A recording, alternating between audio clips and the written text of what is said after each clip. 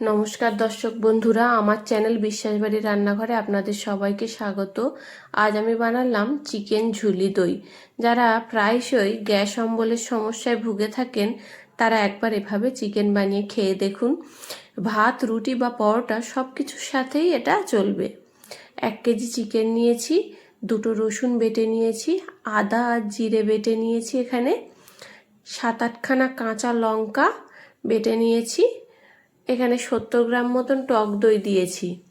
কাঁচা লঙ্কা বাটাটা দেওয়ার এটাই কারণ ঝালটাও পারফেক্ট হয়। এতে আমি 2 চা চামচ লবণ আর 2 চা চামচ হলুদ গুঁড়ো দিয়ে আধ ঘন্টা ম্যারিনেট করে রেখে দেব আলাদা। এদিকে ম্যারিনেট হচ্ছে, অন্যদিকে আমি প্যানে তেল গরম করে তাতে আলুগুলোকে ছেড়েছি। অল্প সামান্য লবণ দিয়ে ভালোভাবে ভেজে আমি তুলে নেব। এখানে ভাজাটা একটু লালচে করে ভাজলে আলুটা ভালো হয় ভাজা, আর ঢাকনা দিয়ে ভাজলে তো আরোই ভালো হয়। তারপর তেলে তেজপাতা 3টে আর সামান্য গোটা জিরে ফোড়নে দিয়ে আমি 2টো মাঝারি সাইজের পেঁয়াজ কুচি ছেড়ে নেড়েচেড়ে হালকা ভাজা ভাজা করে নেব। এতে আমি ছেড়ে দেব ম্যারিনেট করে রাখা চিকেনগুলোকে।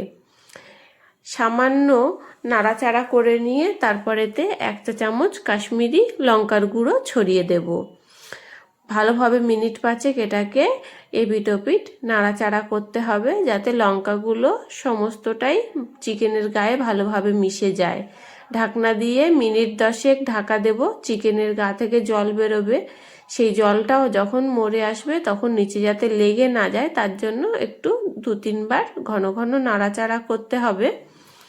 নাড়াচাড়া করে নেওয়ার পর যখন পুরো চিকেনটা কষা হয়ে যাবে তখন এতে ভেজে রাখা আলু আর সামান্য চিনি দেব। চিনি দিলে কি হবে, চিকেনের যে দইয়ের টক ভাবটা সেটা কেটে যাবে। আলু দিয়ে আবারও আলু আর চিনিকে ভালোভাবে মিশিয়ে দেব চিকেনের সাথে। এরপর যখন ভালোভাবে দেখব কষা হয়ে গেছে তখন এতে জল দিয়ে দেব। জলটা মিডিয়াম পরিমাণ দেবেন যাতে চিকেনের আলুগুলো তো ডুবে থাকে।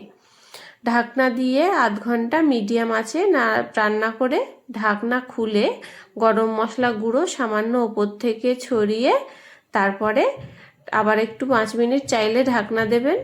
দিয়ে রান্না করে নামিয়ে নিলে তৈরি হয়ে যাবে চিকেন ঝুলি দই। বাড়ির বয়স্ক সদস্যরা যদি থেকে থাকে এই চিকেন খেয়ে দেখবেন, খুবই ভালো লাগে। নমস্কার।